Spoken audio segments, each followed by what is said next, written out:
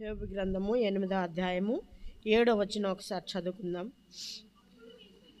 అప్పుడు నీ స్థితి మొదట కొద్ది నుండినను తుదకు నీవు మహాభివృద్ధి పొందుదువు. అప్పుడు నీ స్థితి మొదట కొద్దిగా ఉండినను. మన జీవితాలన్నీ మనం ఏ రీతిగా ఉన్నామో మనం ఎరిగిన వారము.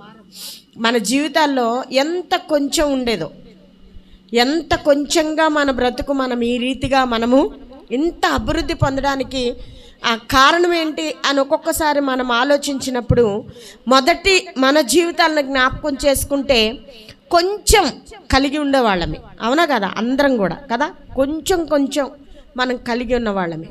కానీ దేవుడు అంటాడు, అప్పుడు నీ స్థితి మొదట కొద్దిగా ఉందంట, కానీ నిన్ను ఎలా చేస్తాను అంటే నీవు మహాభివృద్ధి నొందుదువు. దేవుని నామానికి మహిమ కలుగునుగాక. హల్లెలూయా, హల్లెలూయా. కొద్దిగా మొదలై, ఎలా అండి? కొద్దిగా మొదలై మహాభివృద్ధికి మనల్ని నడిపిస్తాను అని దేవుడు చెప్తా ఉన్నాడు. అసలు ఈ వాక్యం ఎవరు చెప్పారు? ఈ మాటలు యోబు స్నేహితుడు బిల్దదు చెప్తున్నాడంట. హల్లెలూయా. యోబు స్నేహితుడు బిల్దదు చెప్పిన మాటలు ఇవి. అతను యోబుకు నీతి జీవితం ఉంటే దేవుడు మళ్ళీ నిన్ను ఆశీర్వదిస్తాడు అని చెప్పాడండి. యోబు నీతిమంతుడు కాదా? యోబు నీతిమంతుడు, యథార్థ వర్తనుడు. అది ఫస్ట్ వచనంలోనే ఉంటుంది కదా. యోబు నీతిమంతుడు, యథార్థ వర్తనుడును కదా, చాలా న్యాయవంతుడంట. దేవుని యందు భయభక్తులు కలిగిన వాడు, చెడుతనము విసర్జించిన వాడు.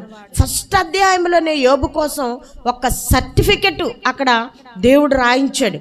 నీతిమంతుడు, యథార్థవర్తనుడు, తర్వాత చెడును అసహించుకున్నవాడు, ఇంకా అనేక విషయాల్లోని యోబును ఒక నీతిమంతుడిగా దేవుడు రాయించాడు. అలాంటి యోబు దగ్గరకు వచ్చి ఈ బిల్దదు ఏం చెప్తున్నాడు అంటే, ఈ వాక్యంలో ఉన్న సత్యం ఏంటంటే, నువ్వు నీతిగా, ఎలాగా? నువ్వు నీతిగా, యథార్థవర్తనుడుగా, చెడును అసహించుకొనులాగున న్యాయవంతుడుగా నువ్వుంటే నీకు మొదట కొంచెం ఉండినా, ఎంతంట? మొదట కొంచెం ఉండినా నువ్వు తుదకు ఏమవుతావంటే మహాభివృద్ధి నొందుతావు. దేవుని నామానికి మహిమ కలుగునుగాక. ఈ మహాభివృద్ధి నొందటంలో మనం ఏమి కలిగి ఉండాలి అంటే, మనం ఏమై ఉండాలి? ఫస్ట్ నీతిగా ఉండాలి, తర్వాత యథార్థవంతంగా ఉండాలి, మూడోది చెడును మనం అసహించుకోవాలి, నాలుగోది న్యాయవంతంగా మనము ఉండాలి. ఇంకా అనేక విషయాలు యోబు కోసం రాయబడి ఉంటుంది. యెహోవా యందు భయభక్తులు కలవాడు, ఒకటి కాదు రెండు కాదు. ఇలాంటి యోబు దగ్గరకు వచ్చి అంటున్నాడు ఈ బిల్దదు, నువ్వు నీతిగా జీవిస్తే దేవుడు నీకు ఏమంటున్నాడు? నీ మొదట నీకు కొద్దిగా ఉంది, కానీ నువ్వు తుదకు నువ్వు మహాభివృద్ధి పొందుతావు అని బిల్దదు చెప్తున్న మాటలు ఇవి యోబుకి. కానీ యోబు ఆల్రెడీ యోబుకు సర్టిఫై చేసింది దేవుడు. చాలా ఉన్నతమైన మాటలు యోబుకి దేవుడు మొదటి గ్రంథములో వ్రాయించాడండి. హల్లెలూయా, హల్లెలూయా. నీతి జీవితం ఉంటే దేవుడు మళ్ళీ నిన్ను ఆశీర్వదిస్తాడు అన్న బిల్దదు ఆ మాటల్లోని ఒకవేళ తప్పు కొంచెం ఉన్నా కానీ ఈ వాక్యం మాత్రము శాశ్వతమైనది అని బైబిల్ గ్రంథము చెప్తా ఉంది. హల్లెలూయా, హల్లెలూయా. దేవుడు కొద్దిగా మొదలైన దానిని మహాభివృద్ధి ఎలా చేస్తాడు కదా. ఎంతోమంది బైబిల్లో కొద్దిగా ఉన్నదాన్ని మహాభివృద్ధి చేసిన వాళ్ళు చాలామంది బైబిల్లో ఉన్నారు. దేవుని పని అంట చిన్న ప్రారంభాల ద్వారా జరుగుతుందంట. చిన్న ప్రారంభాల ద్వారా జరుగుతుంది. దేవుని ప్రారంభం ఎలా ఉంటుందంటే చిన్న ప్రారంభం. అది దేవుని విధానం ఎలా ఉంటుందంటే ముందు చిన్నగా ఉంటుంది, కానీ తర్వాత అది చాలా ఆశ్చర్య కార్యాలు, అద్భుత కార్యాలు దేవుడు చేసినట్లుగా మనము చూస్తున్నాం. అవునా కదా? చిన్న కర్రే, మోషే పట్టుకున్నది ఎంత కర్ర? ఎంత కర్రే, కానీ ఆ గొప్ప మహాసముద్రాన్ని ఏం చేసింది? పాయలుగా చేసింది. మనం అనుకుంటాం చిన్న కర్రే కదా, ఇలా వేస్తే అది పాము అవుతుంది, తోక పట్టుకుంటే మళ్ళీ కర్ర అవుతుంది. ఇవన్నీ చిన్న చిన్న విషయాలు. కానీ దాని ద్వారా దేవుడు ఆ చిన్న పనిలో నుండి గొప్ప మహాభివృద్ధికి, అంటే ఆయన పనులు ఆశ్చర్యకరములైనవి, ఆయన పనులు అద్భుతకరములైనట్లుగా దేవుడు చిన్న ప్రారంభాన్ని తుదకేం చేస్తూ ఉన్నాడు? మహాభివృద్ధిగా ఈ రాత్రి మన జీవితాల్లో దేవుడు చేయబోతున్నాడు. హల్లెలూయా, హల్లెలూయా, హల్లెలూయా. ఇక్కడ చూస్తే అబ్రహాము ఒక వ్యక్తి. అబ్రహాము పనేంటి? దేవుడు బొమ్మలు గంపలో పెట్టుకొని దేవుళ్ళో అని అమ్ముకుంటా అబ్రహాము తిరుగుతా ఉండే వ్యాపారి. అవునా? దేవుడు బొమ్మలు చేసుకుంటూ అబ్రహాము ఒక మట్టి బొమ్మల్ని అమ్ముకునే అబ్రహాము. అటువంటి అబ్రహామును దేవుడు ఒక దినాన పిలిచాడు. ఏమని పిలిచాడంటే, అబ్రహామా, నువ్వు నీ దేశాన్ని, నీ బంధువుల వద్ద నుండి, నీ తండ్రి ఇంటి నుండి నువ్వు బయలుదేరి నేను నీకు చూపించే దేశానికి వెళ్ళిపోమన్నాడు. ఒక్క మాటే చెప్పాడు. నువ్వు మొత్తం నీ అంతటిని వదిలేసి నేను నువ్వు చూపించే దేశానికి నువ్వు వెళ్ళిపో, అక్కడ నిన్ను మహాజనముగా నేను చేస్తాను. అబ్రహాముకు ఒక్క కుమారుడే ఇస్సాకు. కానీ ఇస్సాకు ఒక విత్తనం వేస్తేనంట 100 ఫలము. దేవుని నామానికి మహిమ కలుగును గాక. ఎంత అద్భుతం! ఒకే ఒక విత్తనం వేశాడు ఇస్సాకు, కానీ 100 ఫలము కలిగింది. ఇప్పుడు మనందరం కూడా అబ్రహాము కుమారులమే, మనమందరం కూడా అబ్రహాము కుమార్తెలమే. నువ్వు వదిలేసి నీ బంధువుల వద్ద నుండి నేను చెప్పే దేశానికి నువ్వు రా, నేను గొప్ప జనముగా చేస్తాను. ఒక చిన్న మాట, నువ్వు బయలుదేరి నేను నీకు చూపించే దేశానికి వచ్చేయమన్నాడు. అబ్రహాము ఏం ఆలోచించలేదండి. అసలు చెప్పిన ఎవరో కూడా అబ్రహాముకు అప్పుడు అవగాహన లేదు. కానీ మాట్లాడిన దేవుడు ఏమనుకున్నాడంటే, నేనే అనేక బొమ్మలు చేసి నేనే అమ్ముతా ఉంటే ఈ దేవుళ్ళు ఎప్పుడు కూడా నాతో మాట్లాడలేదు, కానీ నాకు ఒక స్వరం నాతో దేవుడు మాట్లాడాడు గనక నేను ఈ దేవుణ్ణి నేను నమ్ముతాను అని దేవుణ్ణి వెంబడించాడు. నువ్వు వచ్చే అన్నప్పుడు సమస్తాన్ని విడిచిపెట్టి దేవుణ్ణి వెంబడించాడు. దేవుడు చూపించిన దేశానికి వెళ్ళిపోయాడు. నిన్నొక గొప్ప జనముగా నేను చేస్తాను. ఈరోజు అబ్రహాము కుమార్తెలుగా మనము పిలువబడుతున్నాము. హల్లెలూయా, హల్లెలూయా. ఇంకో వ్యక్తిని చూస్తే దావీదు. పాపం 7-8 సంవత్సరాలు ఉంటాయేమో దావీదుకి. గొర్రెలు కాచుకుంటూ కొండలమ్మట గుట్టలమ్మట వెళ్ళి పాపం సింహము కనిపిస్తే సింహాన్ని చీల్చి కదా, అలాగూ ఆ అడవిలోని చిన్న పిల్లోడు ఏమీ తెలియదు పాపం, అలాగా దావీదు గొర్రెలను కాస్తా ఉంటే అనుకోకుండా దావీదు కోసము సమూయేలు రావడం, దావీదుని అభిషేకించడం, గొర్రెలు కాచుకునే దావీదుని తీసుకెళ్ళి ఏం చేశాడు? మహారాజుగా చేశాడు. హల్లెలూయా, హల్లెలూయా. మొదట కొంచెం ఏం చేస్తున్నాడు దావీదు? గొర్రెల కాపరిగా ఉన్నాడు. కానీ పాపం దావీదుకి తెలీదు, నేను ఇలా రాజునవుతాను, నాకు ఇంత మహాభివృద్ధి నాకు కలుగుతుందని ఎప్పుడైనా ఆలోచించాడో లేదో తెలియదు. కానీ అనుకోకుండా దావీదుని ఏం చేశాడు? గొర్రెల కాచుకునే దావీదుని తీసుకెళ్ళి ఏం చేశాడు? మహారాజుగా చేసి సింహాసనం ఎక్కించాడు. ఈడేంటండి ఆ కుమారులను తీసుకురమ్మన్నప్పుడు సమూయేలు అంటాడు, లేదు వీడు కాదు ఇంకొకడు ఉన్నాడు, వీడు కాదు ఇంకొకడు ఉన్నాడు. ఆడేటండి 7వ సంవత్సరం 8వ సంవత్సరం తోట గొర్రెలు కాచుకుంటున్నాడు, ఆడికి ఏమీ తెలియదు, చిన్నపిల్లోడు. ఆడే తీసుకొనిరా.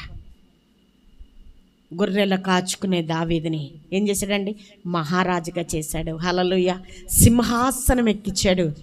అందుకు దావీదు ఏమంటాడు తెలుసా? మనుష్యుని జ్ఞాపకం చేసుకోవటానికి వాడు పాటివాడు. హల్లెలూయా, ఎంత కృతజ్ఞత! కొద్దిలో దేవుడు ఏం చేస్తానన్నాడంటే మహాభివృద్ధి చేస్తాను. హల్లెలూయా, హల్లెలూయా. యోసేపు కదా, అన్నదమ్ములు ఏం చేశారు? యోసేపుని గోతులోకి తోసేశారు. అబ్బెబ్బెబ్బె లేదు, గోతులో నుండి తీసి వీడిని అమ్మేద్దామన్నారు, అమ్మేశారు. యోసేపు నిన్న చెప్పాను, 13 సంవత్సరాలు యోసేపు ఎంతో కష్టాలు అనుభవించాడు. చెరసాలలో వేశారు యోసేపుని. ఎన్నో విధాలుగా ఎంతో బాధపడ్డాడు. కొంచెంగా కదా అమ్మబడ్డాడు. వెళ్ళి అక్కడేమయ్యాడు? ప్రధానిగా అయ్యాడు. హల్లెలూయా. ఇక్కడ ఏం మాట మనం మాట్లాడుతున్నామంటే, మొదట నీకు కొంచెం ఉంది నీకు, కానీ నువ్వు మహాభివృద్ధి పొందుతావు. హల్లెలూయా, హల్లెలూయా. యోసేపు కొంచెంగా ఉన్నాడు పాపం, ఆ ఐగుప్తు దేశానికి అమ్మబడ్డాడు. కానీ ఏమైపోతాడో అని అనుకున్నాం. కదా అనుకున్నాం. కానీ ఏం చేశాడండి? యోసేపుని తీసుకెళ్ళి ప్రధానమంత్రి హోదాలో దేశమంతా యోసేపు చేతికి అప్పగించబడింది. అక్కడ పరిపాలన అంతా కూడా యోసేపు చేతికి అప్పగించబడింది. హల్లెలూయా, హల్లెలూయా, హల్లెలూయా.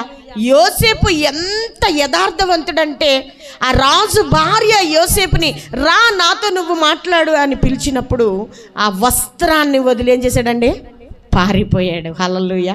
అంటే దేవునికి ఎంత నమ్మకంగా ఉన్నాడో యోసేపుని ఒక ప్రధానిగా దేవుడు ఆ నమ్మకత్వాన్ని చూశాడు.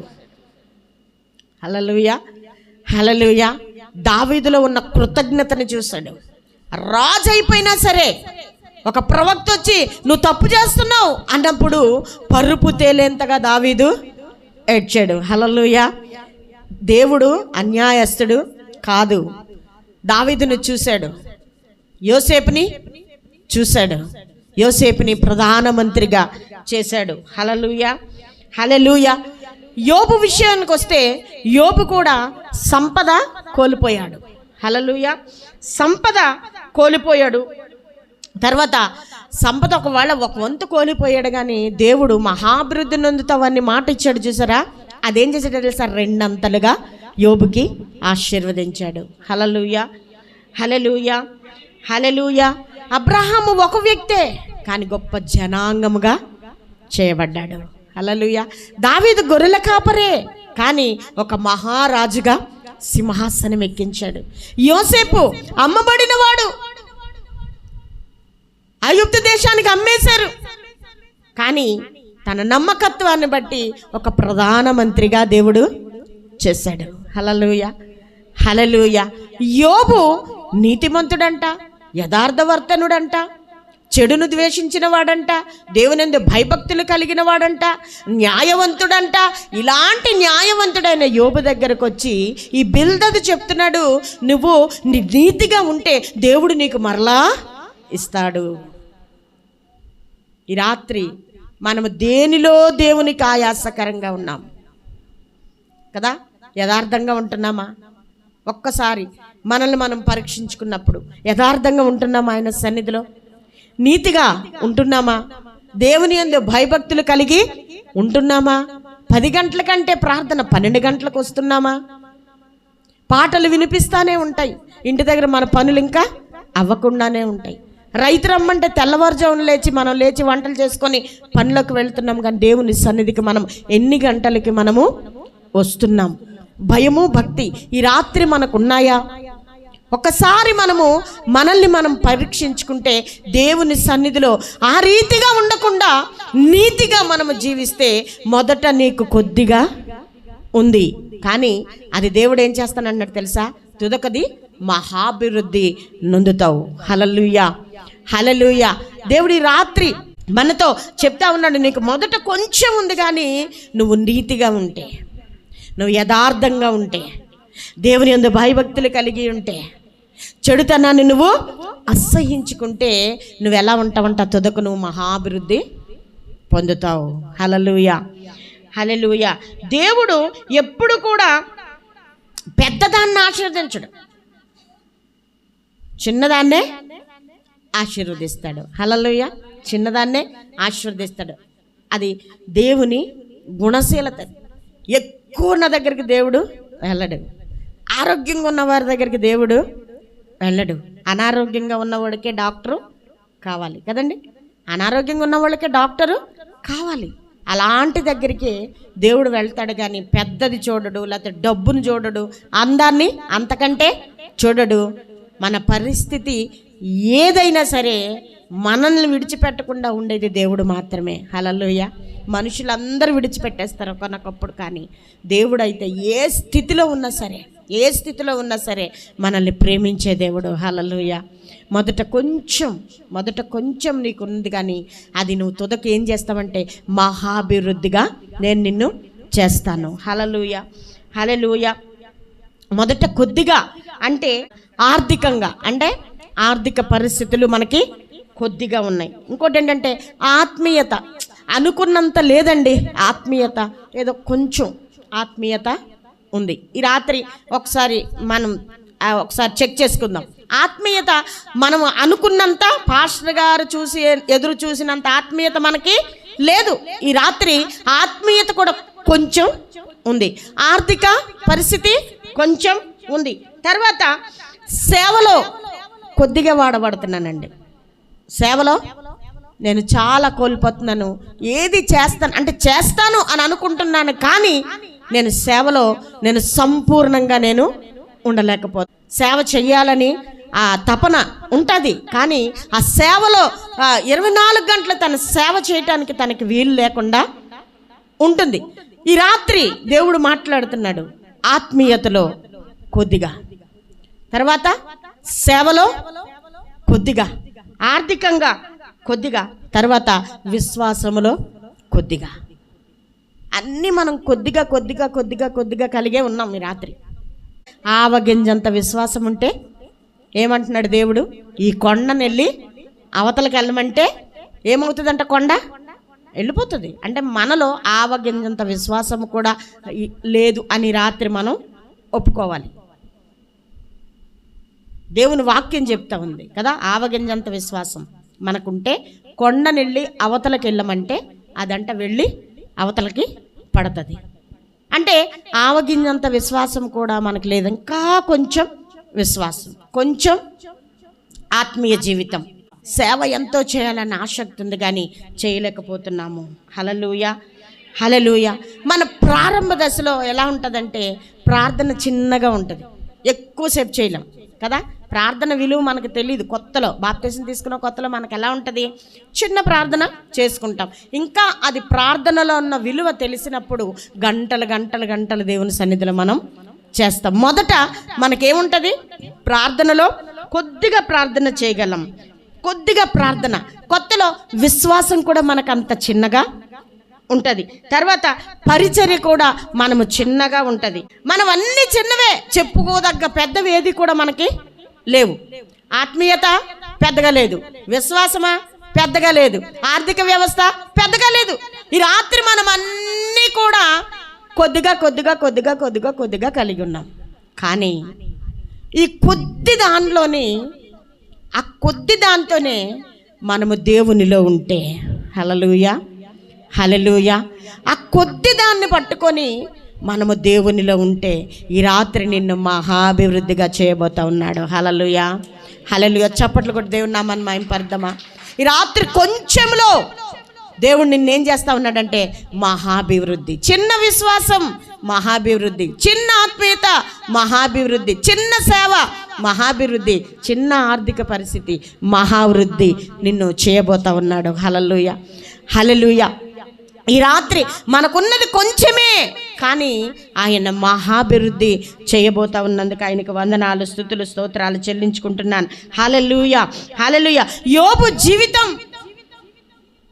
మనం ఒక సాక్ష్యంగా యోబుని చెప్పుకోవచ్చు. యోబు ఎక్కడ సేవకునిగా సేవ చేయలేదు యోబు, కానీ నా సేవకుడు అయిన యోబు, హల్లెలూయా, ఏమని పిలిచాడు? ఎక్కడ యోబు వాక్యం చెప్పినట్లు లేకపోతే ఒక నలుగురిని రక్షించినట్లు మనం ఎక్కడ కూడా చూడలేదు. కానీ దేవుడు అంటున్నాడు, నా సేవకుడైన యోబు కొరకు నువ్వు నా సేవకుడు. కానీ దేవుడు సేవకునిగా యోబును పిలుచుకున్నాడు. హల్లెలూయా, హల్లెలూయా. ఈ రాత్రి ఒక ఆలోచిద్దాం. అయ్యా, నువ్వు అనుకున్న పెద్దవేవి కూడా మాకు లేవు. ఈ రాత్రి నేను కొంచెం విశ్వాసం కలిగి ఉన్నాను. ఈ రాత్రి కొంచెం నేను ఆత్మీయత కలిగి ఉన్నాను. నువ్వు ఎదురు చూసినంత ఆత్మీయత నేను కలిగి లేను ప్రభువా. నువ్వు ఎదురు చూసినంత ప్రార్థన నేను కలిగి లేను ప్రభువా. నువ్వు ఎదురు చూసినంత విశ్వాసము నాలో లేదు. కానీ ఈ రాత్రి నువ్వేం చెప్తున్నావు నాతోనంటే మహాభివృద్ధి పొందుతావని చెప్తున్నావయ్యా. నా జీవితంలో అటు విధంగా నువ్వు ఆశీర్వదించు ప్రభువా, అటు విధంగా నన్ను దీవించు ప్రభువా. నీకు మొదట కొంచెమే ఉన్నా కానీ నేను తుదకు మహాభివృద్ధి చెందిస్తానని దేవుడు మాటిస్తూ ఉన్నాడు. హల్లెలూయా. యోబు అన్నీ కోల్పోయాడు, పిల్లల్ని కోల్పోయాడు, ఆరోగ్యం పాడైపోయింది, ఆస్తి పాడైపోయింది, గౌరవము లేదు. ఒకప్పుడు యోబు కాలట ఎక్కడ పడ్డదంట? నేతిలో పడ్డదండి. యోబు సామాన్యుడు కాదు, యోబు అడుగు నేతిలో పడ్డది అని యోబు నడుస్తూ ఉంటే యోబు వెనకతలంట ఇంతమంది మాట్లాడుకునేవారంట యోబు కలిగిన ఆశీర్వాదాన్ని చూసి. కానీ అవన్నీ యోబు కోల్పోయాడు. పిల్లల్ని కోల్పోయాడు, ఆస్తి కోల్పోయాడు, చివరికి మరి అన్నీ కోల్పోయాడు. కానీ దేవుడు మరలా యోబుకి ఎంత ఇచ్చాడు తెలుసా? 2 ఇచ్చాడు. హల్లెలూయా, హల్లెలూయా. ఆ 42వ అధ్యాయం లాస్ట్ అధ్యాయంలో ఉంటుంది, యోబుకు కలిగిన దానికంటే 2 యోబుకి ఆశీర్వాదాన్ని ఇచ్చాడు. ఎందుకు తెలుసా? యోబు ఆ ఊజు దేశంలోనే నీతిమంతుడంట, యథార్థవర్తనుడంట, భయభక్తులు కలిగిన వాడంట, న్యాయవంతుడంట, చెడును విసర్జించిన వాడంట. ఎన్ని పేర్లు ఉన్నాయండి? అలాంటి యోబు ఎలాంటి పరిస్థితుల్లో ఉన్నాడు తెలుసా? పెంకు పెట్టి ఒళ్ళు గోక్కుంటూ కనీసం యోబును చూడడానికి కూడా ఇష్టపడకుండా అంతమంది అసహించుకున్నారంటే తనకున్న గౌరవం మొత్తం కూడా పోయింది. హల్లెలూయా, హల్లెలూయా. ఆస్తి పోయింది, పిల్లలు పోయారు, గౌరవం పోయింది, అన్నీ పోయినాయి. కానీ దేవుడు 2 మరలా మరి తన జీవితంలో కలగజేశాడు. హల్లెలూయా, హల్లెలూయా. పరీక్షలు రావడము సహజం, ప్రతి వ్యక్తికి పరీక్ష రావడం సహజం. కానీ దాన్ని మనము గెలిస్తేనే, దానిలో మనం పాస్ అయితేనే ఈ ఆశీర్వాదాలన్నీ కూడా దేవుడు మనకి ఇస్తాడు. హల్లెలూయా. యోబుకి దేవుడు పెట్టిన పరీక్ష గెలిచాడు. అయ్యా ఏమన్నారు? పిల్లలు పోయింది, ఆస్తి పోయినాయి, అన్నీ పోయినాయి. ఒక్కటే మాట అంటున్నాడు, యెహోవా ఇచ్చెను, యెహోవా తీసుకొనెను, యెహోవా నామానికే మహిమ కలుగునుగాక. ఆ మాట మనం అనగలమా? అలాంటి యోబు దగ్గరకు వచ్చి బిల్దద్ అంటున్నాడు, నువ్వు నీతిగా ఉంటే ఇవన్నీ నీకు దేవుడు ఇస్తాడు అని చెప్తా ఉన్నాడు. యోబుకు తెలీదా దేవుడు ఇస్తాడని? ఎంత గొప్ప వ్యక్తిని పట్టుకొని, అంటే గౌరవం పోయింది, అన్నీ పోయినాయి, కానీ దేవుడు మాత్రము యోబుని విడిచిపెట్టలేదు. యోబునే కాదు, ఈ రాత్రి నిన్ను నన్ను కూడా దేవుడు విడిచిపెట్టే దేవుడు కాదు. హల్లెలూయా, హల్లెలూయా. మొదట మనకి కొద్దిగా ఉంది, చిన్న ప్రార్థన ఉంది, చిన్న ఆత్మీయత ఉంది, చిన్న విశ్వాసం ఉంది. ఆ చిన్న దానిలోనే మనము నమ్మకంగా దేవుని సన్నిధిలో ఉంటే, హల్లెలూయా, ఆ చిన్న విశ్వాసంలోనే, ఆ చిన్న ప్రార్థనలోనే, ఆ చిన్న ఆత్మీయ జీవితంలోనే ఆయనకు నమ్మకంగా మనము కలిగి ఉంటే, ఆయన మనతో ఉంటే మనకు తుదకు మహాభివృద్ధి కలుగజేస్తాను. గొర్రెలు కాచుకునే దావీదుని మహారాజుగా చేశాడు, అమ్మబడిన యోసేపుని ప్రధానమంత్రిగా చేశాడు. హల్లెలూయా, హల్లెలూయా. ఎంత గొప్ప కార్యము! మన దేవుడు ప్రారంభము చిన్నగా ఉంటుంది. హల్లెలూయా. కార్యారంభము కంటే కార్యాంతము మేలు. ఒకవేళ మనకు మొదట కొద్దిగా ఉందేమో, కానీ దాని అంతటిని కూడా మనం అభివృద్ధి పరుచుకుంటే దేవుడు మనల్ని మహాభివృద్ధిగా ఈ రాత్రి ఉంచుతానని ఆయన వాగ్దానం చేస్తూ ఉన్నాడు. హల్లెలూయా. నమ్మిన వారందరం కూడా హల్లెలూయా అని గట్టిగా చెప్పి చప్పట్లు కొడదాం. మన జీవితాల్లో ఈ రాత్రి గొప్ప మరి మహాభివృద్ధి దేవుడు కలగజేయునుగాక. మన అందరి జీవితాల్లో కూడా, మన విశ్వాస జీవితంలో, మన ప్రార్థనా జీవితంలో, మరి మనము కలిగిన మరి ఆర్థిక వ్యవస్థలోని అన్ని విషయాల్లో కూడా ఈ రాత్రి మనల్ని మహాభివృద్ధి దేవుడు చేయునుగాక. హల్లెలూయా. యేసు నామములో మనందరము కూడా ఇటు ఆశీర్వాదాలు పొందుకుందుముగాక. ఆమేన్, ఆమేన్.